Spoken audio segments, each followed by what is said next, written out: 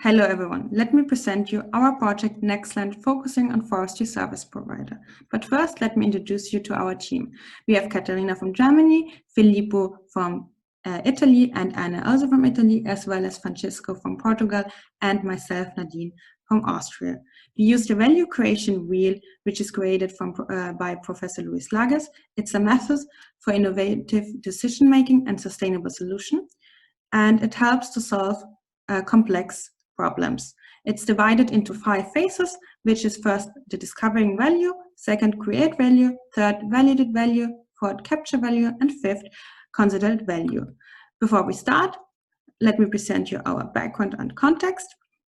So NextLand is a consortium of 11 European organizations, including Nova SP from Portugal and Demos Space from Spain. It's funded by the European Union, and the goal of this program is to support the United Nations Sustainable Development Goals by moving to a greener, more resource-efficient and climate-resilient economy. Therefore, NextLand will use Earth observation data to address those key goals, especially in forestry.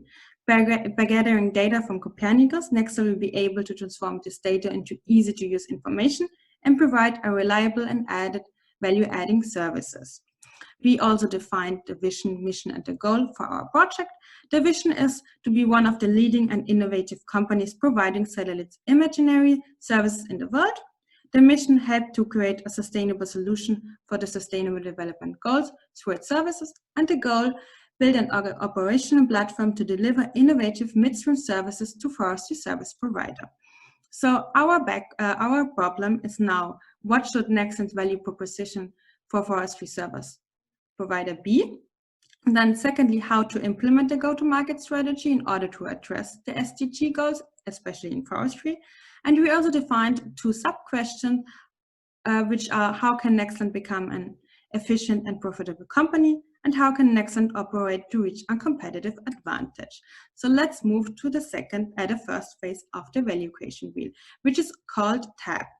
This phase aims to discover value by understanding the company as well as the market. Therefore, we did an in-depth analysis of first the Earth observation market and second of the forestry market. We also looked at the forestry service provider to understand their needs. So we started with the Earth observation market, which is a very growing market and will grow by 13% by 2025. It's divided into the upstream market and the downstream market. The upstream market is for us not that relevant, since it's mostly about developing and manufacturing space infrastructure. However, NextLand is classified in the downstream market since it's a value-added services. So even though the upstream Earth observation industry market is bigger than the downstream market is still a profitable market, since it's almost 3 billion euros in revenues globally, and in Europe it's almost 1 billion in revenue. So we also did a competitive analysis using Porter's 5 forces, and Porter's 5 forces showed that the threat of substitutes and competition is high to the various companies providing similar services, such like providing satellite imageries, and substitute threat is generated by the high amount of resolutions, distance, and characteristics of the offered images. Therefore, therefore we found out that NextLand as an image provider needs to be clearly differentiate itself to decrease the risk of substitutes and stand out among its competitors. So my colleague Francesco will now continue with the forestry market. So pastoral analysis was also conducted, and some main conclusions can be taken from it. Regarding the political side, there is a high government engagement that has been increasing in the last couple of years. It supports to achieve the United Nations SDG goals. The main drivers are governments and private stakeholders, since they benefit the most from this market. It contributes to an enhance in the quality of life. It is a high competitive market. And regarding the environmental side, there is a high number of satellites which occur in space debris. And on the legal side, there is new regulations relating to space sustainability and are under consideration. There are also some important numbers, such as that 30.6% of the world's land area is covered by forest, approximately 80% of the forest area is owned and controlled by the government. The market has a size of $3.9 billion, and it is expected to grow to $6.1 billion by 2024, and there are approximately 60 forestry service providers in Portugal. We also conducted a market overview in order to understand the needs of the players as well as their functions. And on one side, we have the forestry consultants or service providers, such as Irene, UNAC, To Be Forest, that provide a reliable and cost-efficient service regarding forestry management and forest sustainable certificates. And on the other side, we have their clients or consumers that can be either big corporations such as CTT, the navigation company, or state and local governments that are looking for a reliable and efficient way to manage and use their forest resources while keeping this usage sustainable. We have here the example of SGS, forestry service providers that provide a broad range of services from audit, certification and training to forest inventory and consulting. We also have a Portuguese example, UNAC, To Be Forest, the forest consultant that service provider that was shown in our class, and some other examples of different forestry service providers. Well, but why is this the forestry management essential for a sustainable future? Well, as we all know, it supports and enhances the herd and the population well-being. It generates nutrients and resources. It supports the carbon cycle. It fights against the climate change. And of course, it clears the air and the water.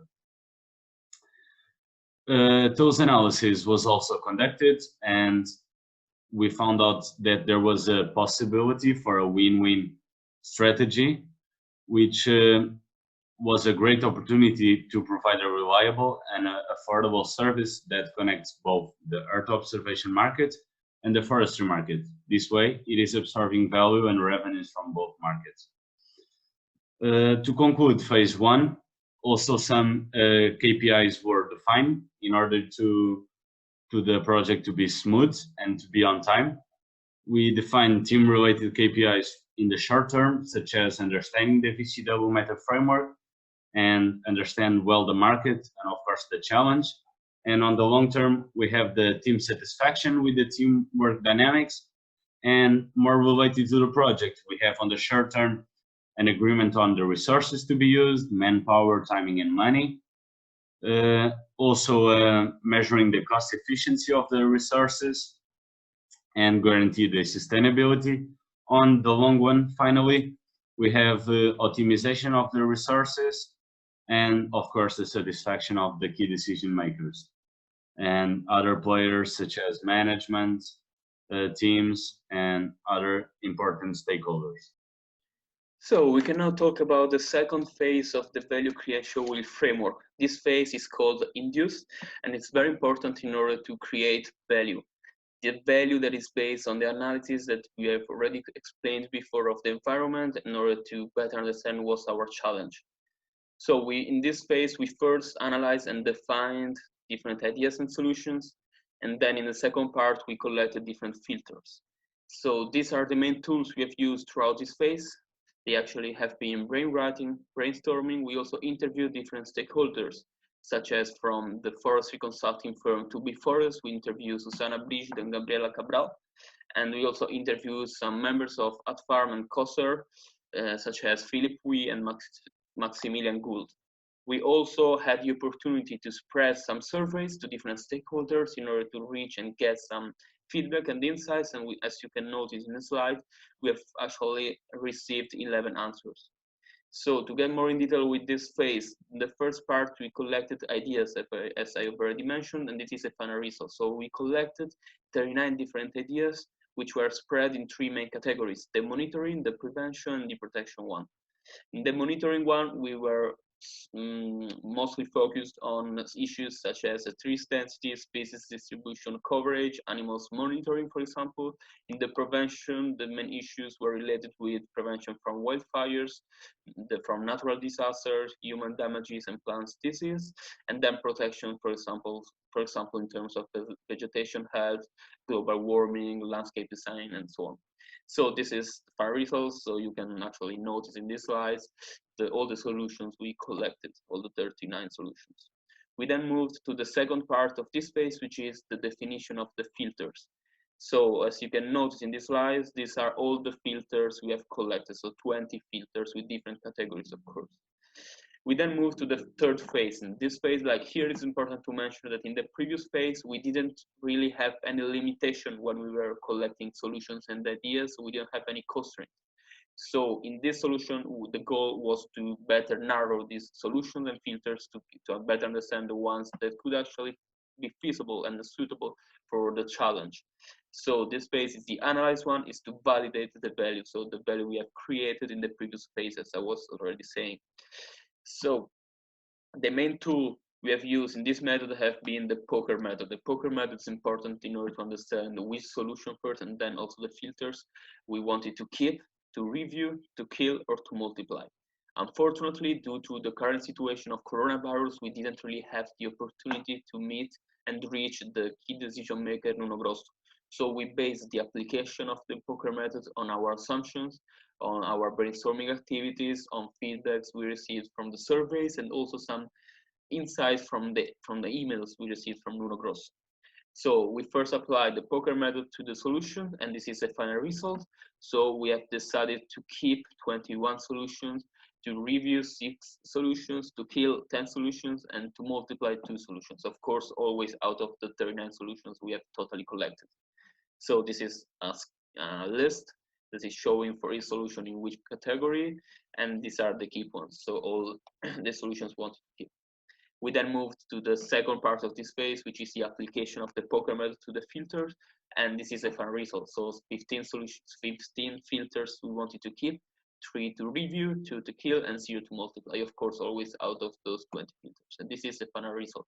You can actually notice that in the keep ones, we have feasibility, flexibility, value for money, long-run sustainability, and so on. We then move to the third part of this phase, which is the categorization of these filters in a ranking from 1 to 14 in our case, 15 in our case. So the first ranked filter is the feasibility, as you can notice, and then consumer needs match, value for money, and so on. We then moved to the fourth phase of the value creation wheel framework. This phase is the ground one. It's very important in order to capture the value we have first created, then validated.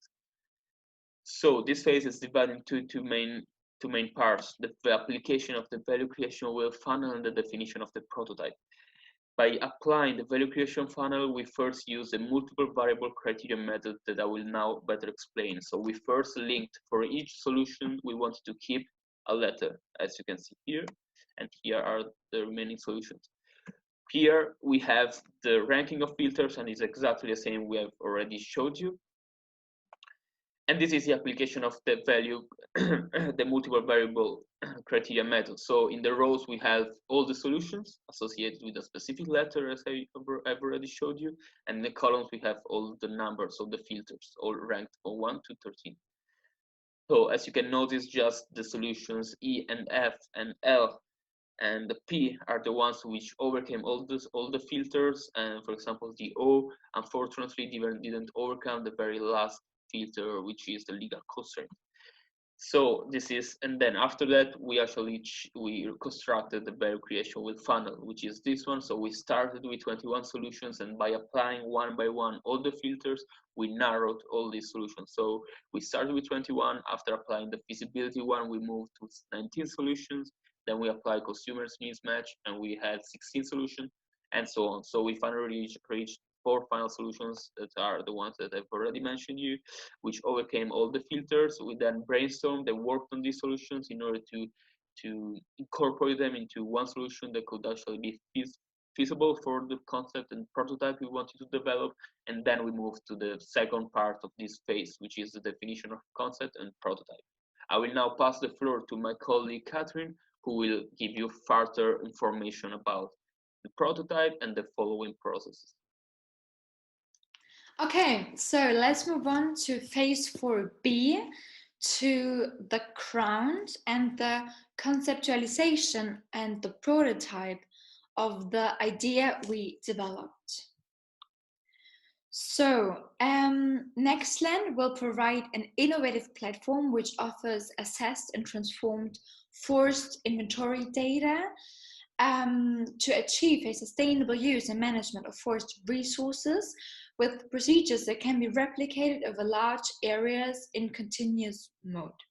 So this service will be a supplementary service, but the service can save time and costs, since providing data on a digital base can save time and costs instead of only having ground measurements. The service is transparent and reliable through the precise and always up-to-date Earth observation data, of course with all the restrictions Earth observation data have, and it's flexible depending on the information the customer needs. So the information we will provide range from trees inventory to overall forestry health evaluations. So for instance, we provide the client with information regarding tree features and the health and sustainability of forests.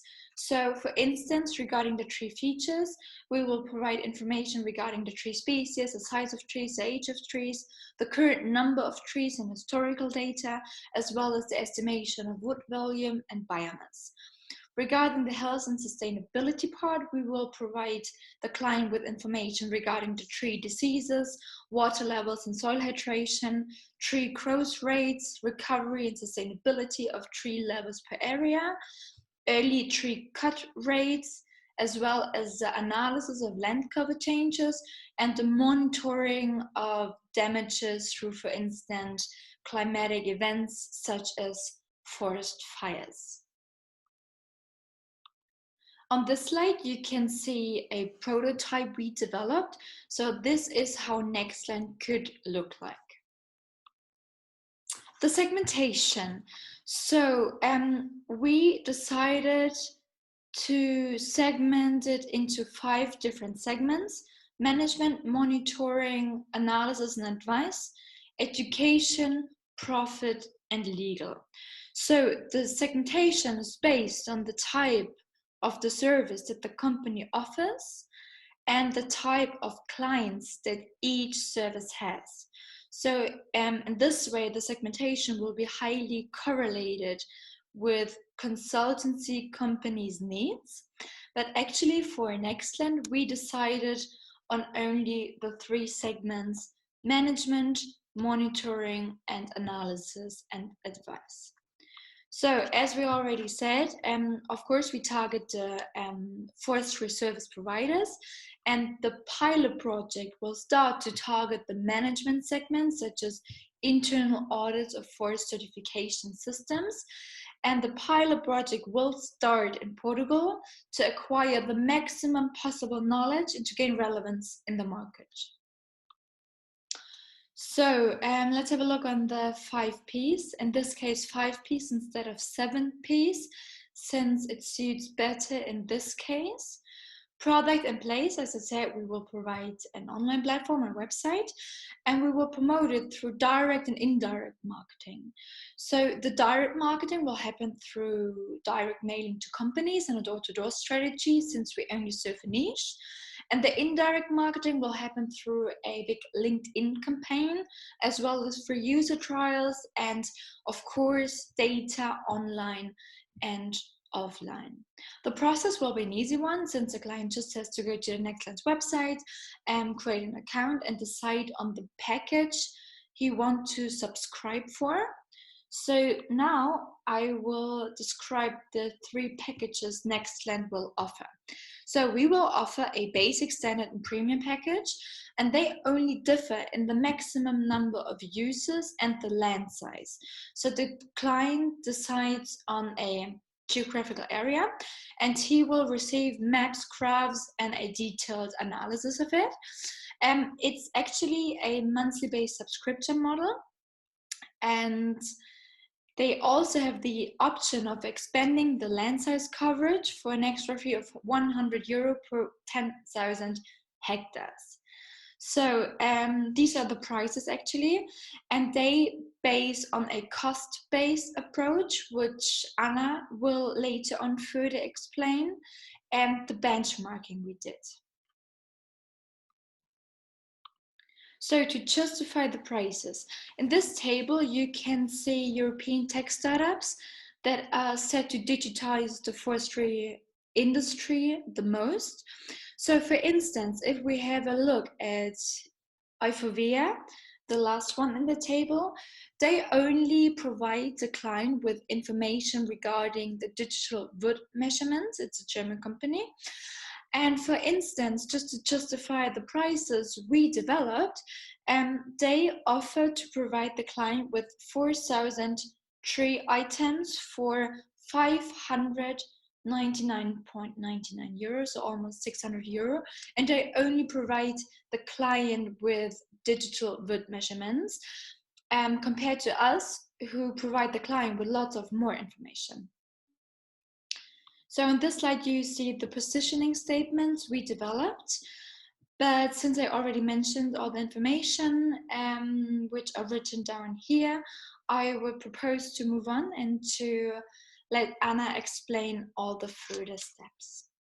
So the fifth phase is the one necessary to consolidate value. Once the final solution is determined, we define the entry mode to the market, taking into consideration the marketing mix based on the 5 Ps.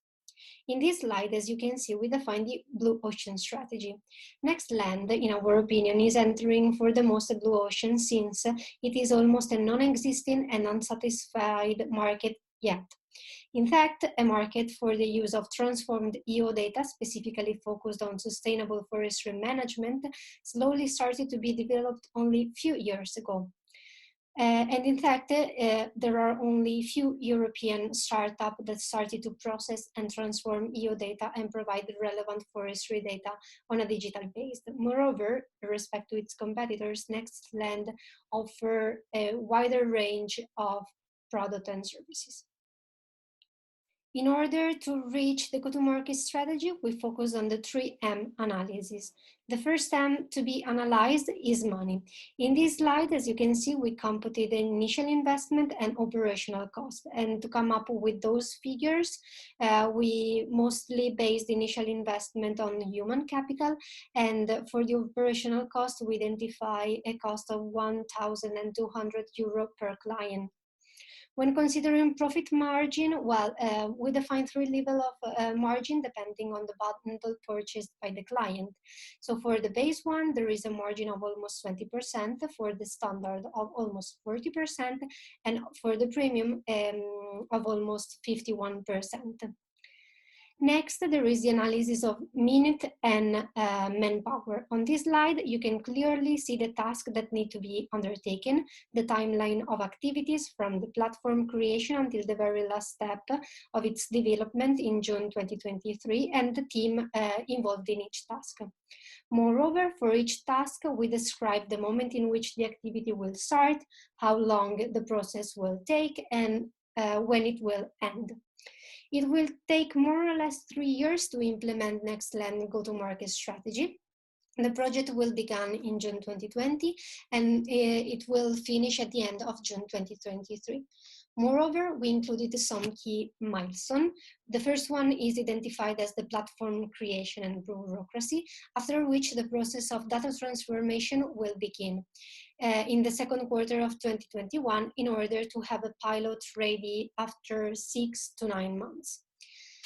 Lately, marketing activities will start, so hopefully in the final quarter of 2022, we will achieve the first client and reach a break-even point with more or less 40 clients. As we reach this milestone, we will recommend to expand internationally and finally moving beyond Portuguese boundaries. This slide of the business model canvas presents an overview of everything that has been already analyzed throughout the presentation. However, we would like to point out some specific elements, such as the key partners identified in the EMIOS for the engineering and processors, as well as the NovaSB community in terms of marketing and in order to build up brand awareness. Moreover, to guarantee efficient customer relationship, we will offer a customer service for a client that might have doubts in using the platform, something that might happen, of course, especially in the beginning of the project. Finally, we present you an overview of the KPIs that have been achieved throughout the project. Those KPIs were settled at the beginning of the course, and despite the missing achievement of some key performance indicator, we are sure that it's just a matter of time before even those one can be achieved. Finally, we are moving towards conclusion. NextLand is a project that has an economic, environmental, and social impact. Economic because it contributes to the forest service provider. Environmental because it contributes to a long-lasting environment supporting the SDG set by the UN. And moreover, it contributes to enhance the quality of life. Our final recommendation include partnering with governments, since forests are mostly owned by the government, and the management of the forestry sector in Portugal in order to raise awareness and establish good reputation. We would like also to emphasize the importance of using the VCW framework while coming up with the solution for this project. The framework can be applied to various projects to solve different problems and challenges. Every project, however, retains its uniqueness. We understood the importance of brainstorming and brainwriting, especially in the beginning of the project, to enhance creativity and generate all possible solutions. In fact, the model really helps not only to think outside of the box, but rather to walk away from every box and every restriction in order to boost creativity and guarantee flexibility by allowing going back and forth through the phases. We also understood the importance of taking risk and exiting the comfort zone to achieve great improvements. We understood that going step by step is important, and that when something is not clear, it's better to move back to the previous phase, rethink, and then moving on. We recognize the importance of being open-minded in order to boost creativity, and that with teamworking, greater results can be achieved. Lastly, we would like to thank again the key decision maker of this project, Nuno Grosso, and all stakeholders that contributed to the development of it. It is also thanks to them and to their help that we were able to identify the right value proposition for forestry service provider. So this was our presentation. We hope you enjoyed it.